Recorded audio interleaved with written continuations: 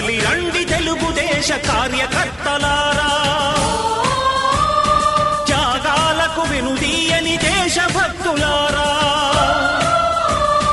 కదలి రండి తెలుగుదేశ కార్యకర్తలారా, త్యాగాలకు వెనుదీయని దేశభక్తులారా. నందమూరి ఆశయ రథ. ఏపీ ఎన్నికల్లో పోటీ చేసే ఎమ్మెల్యే, ఎంపీ అభ్యర్థులకు టీడీపీ అధినేత చంద్రబాబు బీఫారాలు అందజేశారు.